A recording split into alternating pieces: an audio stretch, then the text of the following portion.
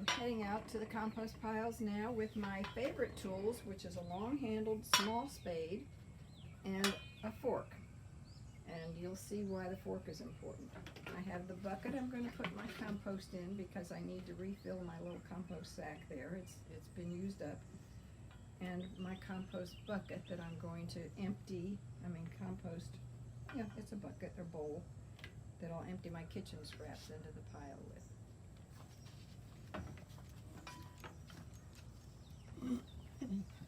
All right, I have 3 piles. I'll show you the worst one first. The worst one, I started a couple years ago. It's under this big fig tree. The fig tree was ailing, and I thought what it needs is compost. So I'll just start a compost here. Well, that was a big mistake because that fig tree sent roots right into the compost pile, which I then proceeded to chop up to add more compost. And it was not finished compost, it was raw compost. And I lost a whole branch of the tree. So that was a mess. Of course the tree was old and it could have been all right, but you see these lower leaves here, how big they are? That is from the roots going into the compost pile. As the tree goes up and gets higher, you see the leaves are quite small. So that you can tell that the compost hasn't quite gotten all the way down into the deep parts where the long, deep roots are of the big tree. And this is the pile.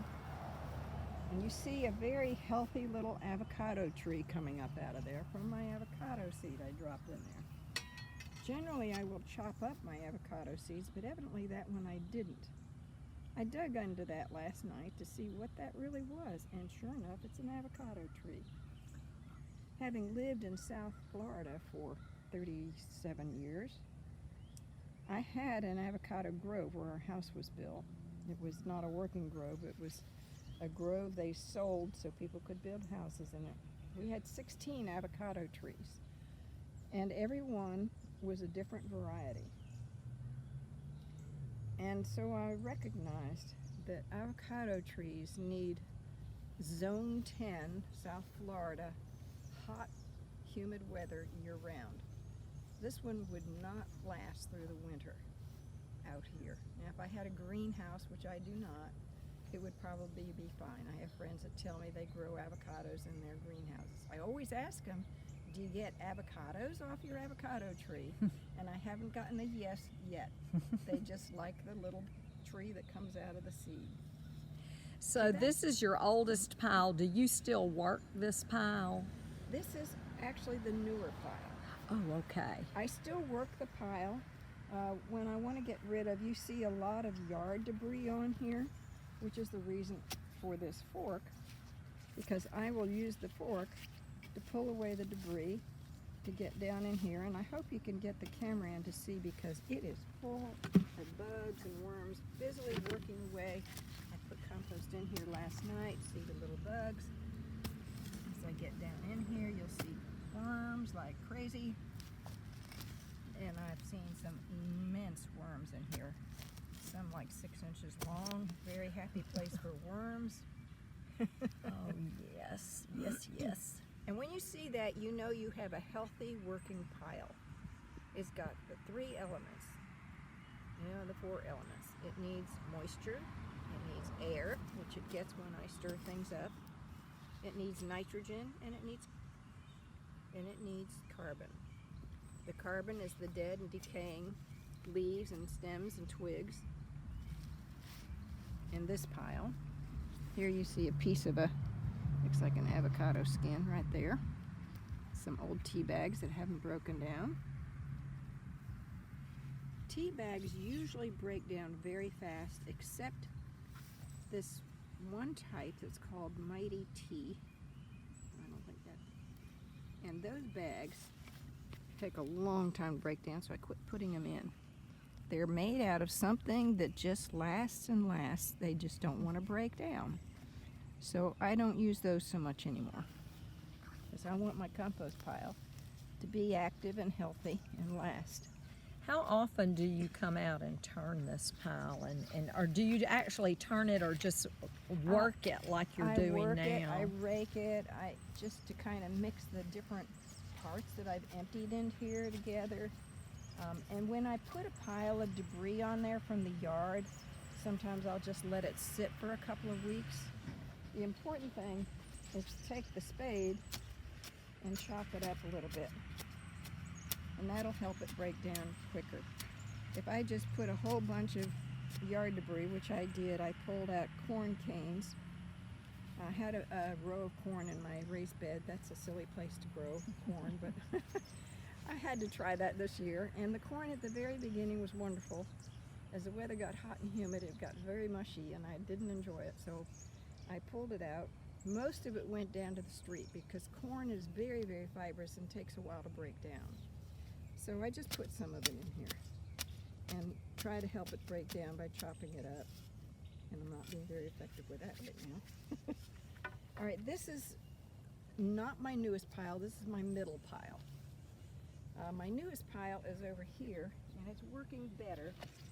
And that's where I'm going to put this compost right here that I have in the bucket. So let's go over here.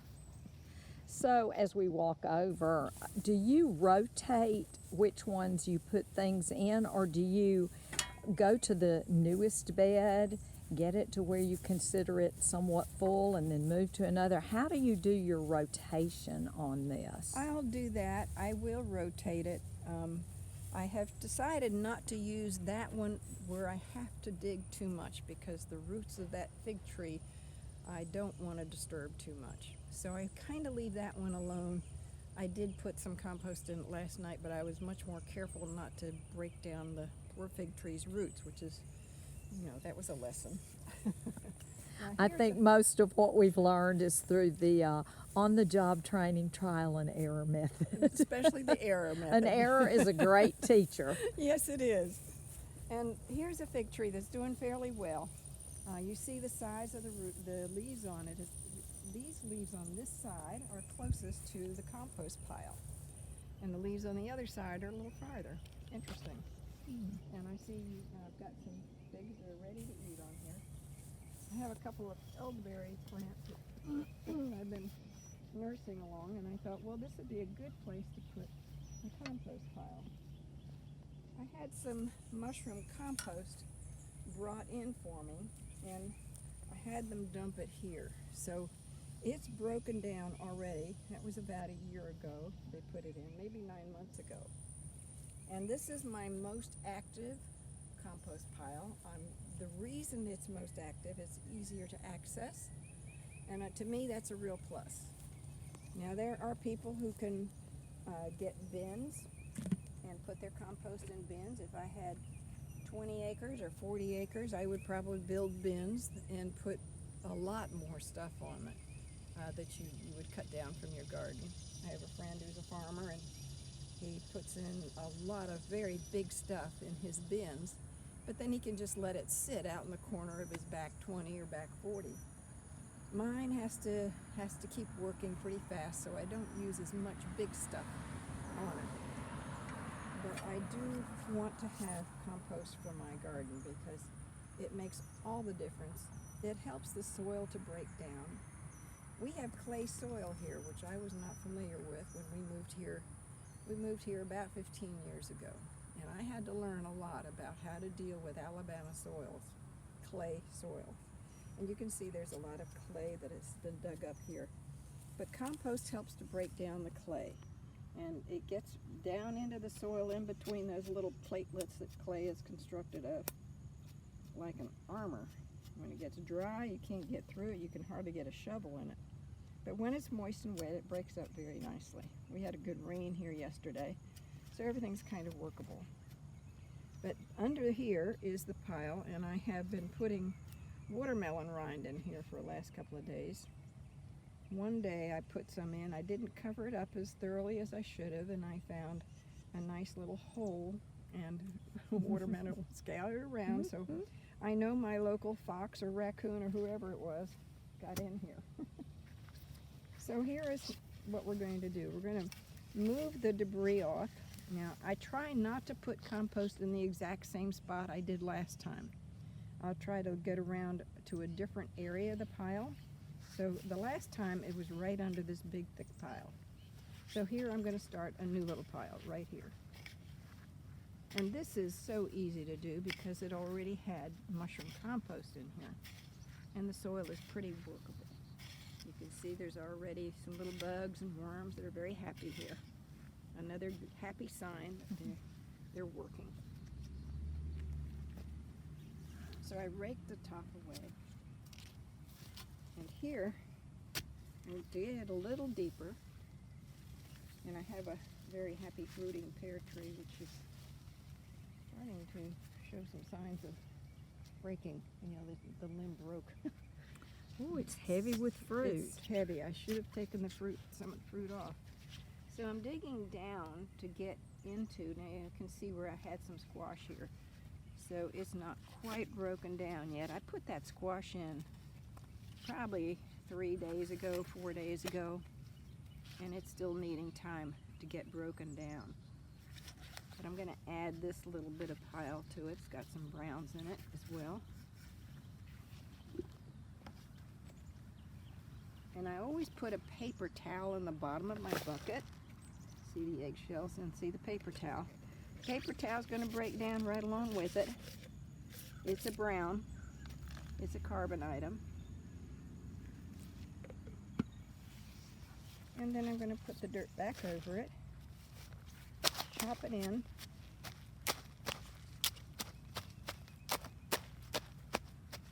The chopping in is really important.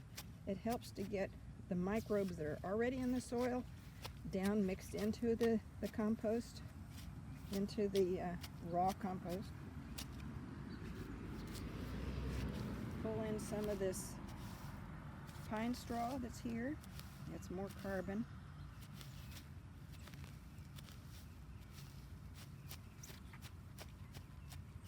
And then I'll finish it off with the rake and push this back over it.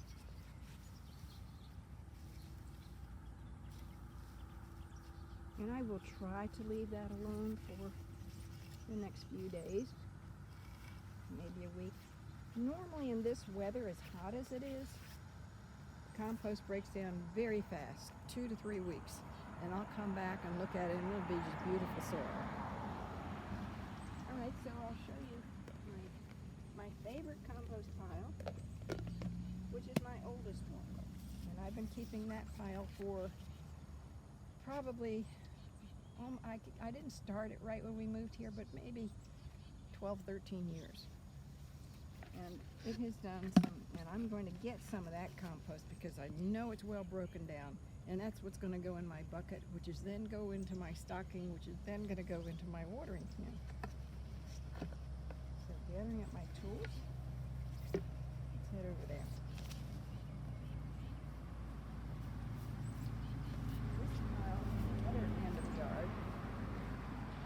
Rather than having visible bins, I try to put my compost piles in areas of the yard where I know they'll get sun, they'll have some shade, and if they dry out, that means the microbes die. That means the animals in there don't thrive. So I try to keep them moist, and I don't always do a good job of that, and it means bringing the hose out.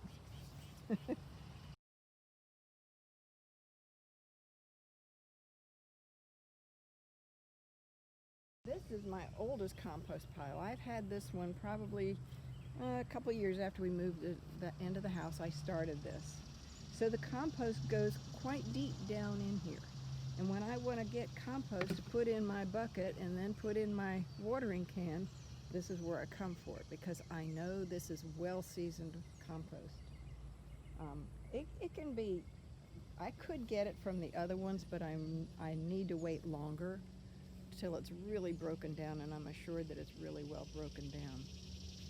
But I came out here this spring and found this little lovely thing growing in there, and I thought, oh my gosh, I don't want to break that up again. Look at that, it's growing right out of the compost pile. And I wasn't sure, I thought it was a squash plant.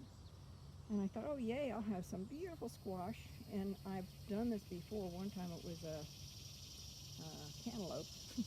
And just when I was coming out to get it picked, it had been half eaten. Oh, Broke my heart. someone discovered it. Someone Something discovered it. And he enjoyed every bit of what he got. So this time I thought I will make sure that nothing can get in there and get that, and I put this hardware cloth around here. I don't normally screen up things like this, but I wanted to save what's growing in here, and I discovered that it is an acorn squash plant. Oh, wow. So I'll show you that. And all of this is active compost right where I'm walking. The weeds have grown in here, and that's okay. And I have a little trick so I remember not to dig in the same place again. I saved my old Christmas wreath wires. Some people use them to make new wires. And I use that to mark where I put my last, where I dug last and buried my compost, so I don't do it again for a while. That was the most recent time, and this one's covering the time before that. And it blends right into the landscape. It blends right in. You can't even tell it's there. The only reason I know is the little bits of green that show up on it. But I'm going to put this, I'm going to dig behind here, and let me show you the acorn squash, because it's a beaut. It's around on this side. This is an ornamental ginger plant here with some. One of the things about my screen shirt is it gets caught on things.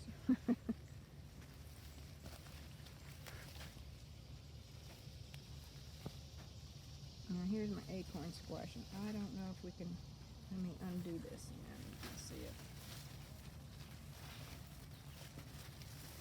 You see the big beautiful flowers that this came out of a little seed in here. And here's the acorn squash. And boy, is it heavy. Oh, wow. The unexpected surprise. Yes, exactly. It was a volunteer. It showed up on its own. So there's been a lot of flowers made since then. But one of the challenges in this heat is to keep things watered, and particularly a compost pile. Just as I would water my plants, I should be watering my compost pile. Because when it dries out, things that are right where they need water aren't getting it if I let it dry out. So here's an area of really good, solid compost. It's way down in here. It goes very, very deep, but the good stuff is on top just as much as it is down deep. You can see how completely broken up it is, what beautiful soil it is. With a good working compost pile, you never have a problem of odor. If it's odorous, then you need to add either more greens or more browns. Your balance obviously is off. Exactly, and balance is really how to keep your compost pile working well. So there's a nice little batch. I'm disturbing some sleeping worms in there. Sorry guys. I hate to chop up a worm, but sometimes it happens. I've gotten very fond of my worms. So I'm going to put this shovel full in the bucket and maybe take some of this one. And I sometimes will take it from different spots around. I'm a little more limited with my acorn plant here that I'm going to let grow. So into my bucket, which is going to go into the sock or the stocking or whatever I'm using, mesh bag. Nylon net is another thing you could use to make a mesh bag. And that's what I'm going to use. I don't need a whole lot. That will carry me for quite a while. I'll use that for several waterings before it starts turning real weak looking. And then when it's really weak looking, then I'll change it out. Dump that old compost onto a potted plant somewhere. Never waste anything. Or put it back in the compost pile. and then start afresh and move back to compost. Okay, the biggest mistake I made, and I'm still suffering the consequences of it, are putting wood chips. Now, I thought wood chips would be great. I was tired of seeing certain bugs that I didn't like, namely cockroaches in the pine straw. So I went and got wood chips, and we spread them around the roses, and this is my turmeric plant. And around the bird bath here, and over there where I've got some crocosmia growing.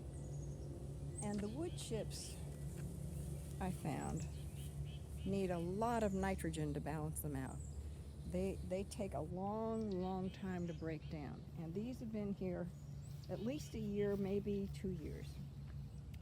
And so I just started picking them up and throwing them into the bushes there and putting pine straw instead, because I know the pine straw will be a lot happier. It breaks down a lot faster. It won't take from the plant. The wood chips take from the plant. And let me show you a good example of that. Come over here. You'll see it on these.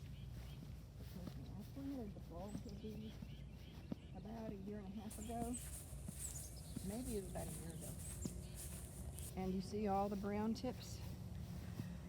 This is what happens when it pulls the nitrogen out from the plants. And some of these, I'm thankful to have one bloom, but some of these won't probably bloom this year. I'm going to have to get the wood chips out of here and mix up some good compost and pine straw and redo this. And because these wood chips, they're lovely to look at. When you first put them on, they smell so good, and you think, oh, I'm doing my garden so much good. They're now beginning to break down, but it's over a year. And the damage it has done pulling the nitrogen out of the plants has taught me I can't use wood chips around my plants. As we head out to your beautiful raised beds, talk a little bit about using your finished compost. The tea is a phenomenal thought, but for most of us, when we think about compost, we think about incorporating the finished product. So if you would take a minute and tell us a little bit about how you do that and what you do. Well, I think the best way to use finished compost is to side dress your plants with it. I've read a lot about it, and as you were mentioning Greg Raleigh's videos, I learned so much from Greg. He's got such good information. And one of the things he taught me, and this is a little sidebar here, is growing comfrey. Comfrey leaves are nutrition gatherers. So you plant a comfrey in there, and everything around it is going to be very productive. And you can take the leaves and shred them and put them in your potted plants, put them on your compost pile. It will help the compost pile work even better. So I've been growing comfrey like crazy in here ever since I bought 2 little plants about yay high about a year and a half ago from him. And they have grown and flowered, and as you see, my kale is getting a little moth-eaten looking. It's time to cut the kale way back. When I have cut it back, I can get some really good kale out of here. But side dressing with the finished compost is the best way to use it. In the top layer, because as it gets wet, it'll rain down into the roots of the plant. And I will do that particularly, now here are some sad looking blueberry plants that I just put in here in the spring. And that was a big mistake, because blueberry plants thrive on clay soil. And I tried every way I could not to put it out in the ground, because I wanted to get the blueberries before the birds got them. So I thought, well, I'll put them in the raised bed and I'll cover them with screen. And that was not very effective, and they have not thrived in here. So they're going to come out and go over there where we're going to dig up some daylilies, and they'll be near a compost pile too. Now I've planted some tomatoes in here, and potatoes, and you see is already producing, and the potatoes like to be covered. So I'm just going to take my soil and cover the potatoes with them right now. My little squash plant's producing a little squash there. These, there are several things I planted in here, and I did do some green onions in here, and I have yet to see them come up. So that's why I'm doing them in the pot in the kitchen. That works better. I have 3 sad looking, and this was sad looking when I bought it, and I thought, oh, it'll love my raised bed. I'll just have all that rich soil for it, and it has not thrived, not even with the comfrey surrounding it. So I think anybody who's less affectionate toward their plants would probably just toss it on the pile and get a new one, and maybe I'll do that, but I keep trying.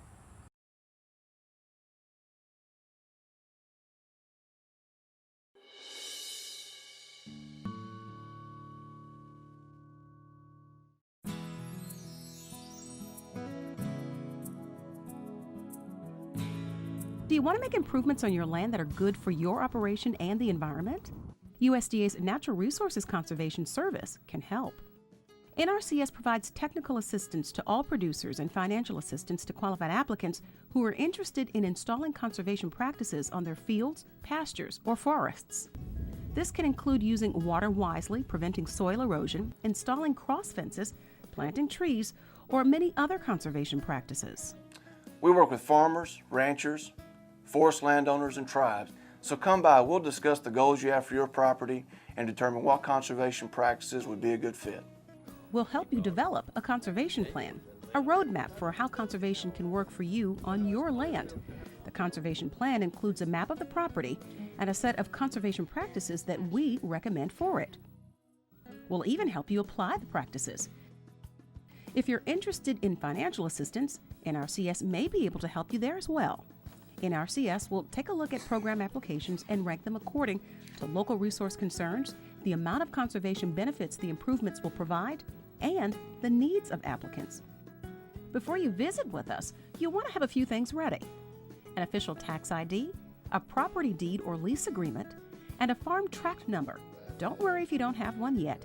It's easy to get from USDA's Farm Service Agency.